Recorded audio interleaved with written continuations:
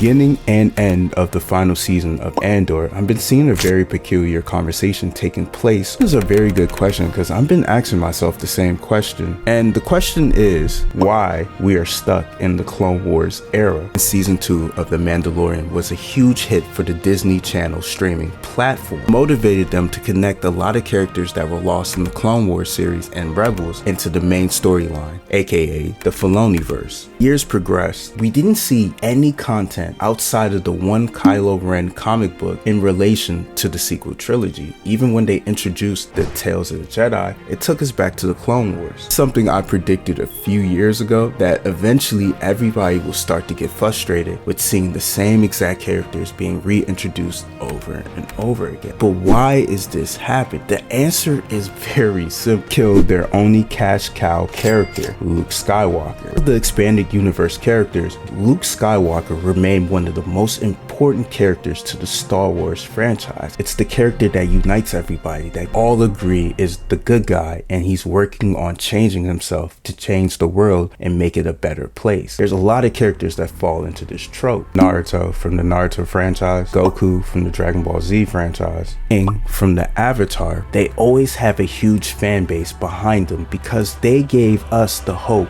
that we needed to continue to walk through our difficulties in life. How emotionally invested you were when you watched Aang finally defeat the Fire Nation, or when Naruto became the Hokage, or when Goku first went Super Saiyan and defeated Frieza. And let's talk about when Luke finally defeated Darth Vader, and Darth Vader threw Palpatine and redeemed himself. Emotional investment, the adventure, everything is what makes these characters important to the franchise. The story ends and you want to re-continue the journey of this hero. You have to handle their character with grace and bring glory to their name to satisfy the fan base. 9 out of 10, this one character is what unites the whole fandom. That was the mistake that Disney made when they created the sequel trilogy. Completely mishandled Luke Skywalker's character. Sister entrusted him with the life of her son because she saw that he was being tempted by the dark side, and the only person she knew that can help him was Grandmaster Luke Skywalker, the man that rebuilt the Jedi Order. Even though Luke tried to help him, he attempted to kill Kylo Ren in his sleep. And I know people are going to be like, oh, your reading comprehension is not working because in that scene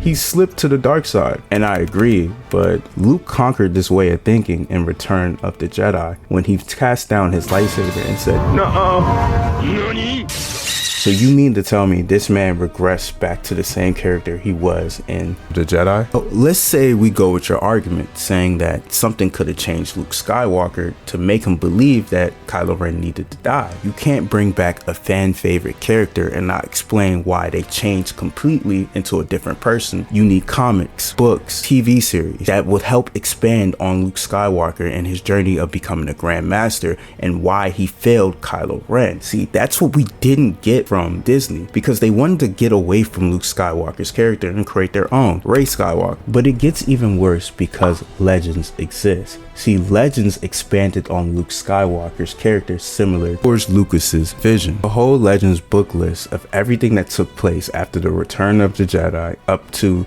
Luke rebuilding the Jedi Order and him creating his school, Luke Skywalker getting married, him having kids, Great War that almost swallowed the galaxy, and also Luke Skywalker's exile. Legends completely handled Luke Skywalker's character 1000% better than what they did in the Disney sequel trilogy. And that's where a lot of the upset and outrage comes from, because you could read the books and see how much care everyone put into Luke Skywalker's character and his journey into becoming the Grandmaster compared to what we got from the Disney sequel trilogy. It was just a disservice to his character. And if you don't believe Luke Skywalker's character has the potential to unite the whole fandom, just take a look at Twitter when Luke Skywalker appeared in Mandalorian Season 2. Heck, even just watch the YouTube reactions to his character coming in to save the day. People were dead ass crying. They couldn't believe it that Luke Skywalker finally returned to the series with all his glory. Everyone was happy. It was the one and only time that if you went on Twitter, the Star Wars fandom weren't at each other's necks. Everybody was excited with the direction or the potential of the Star Wars franchise. Disney just took their time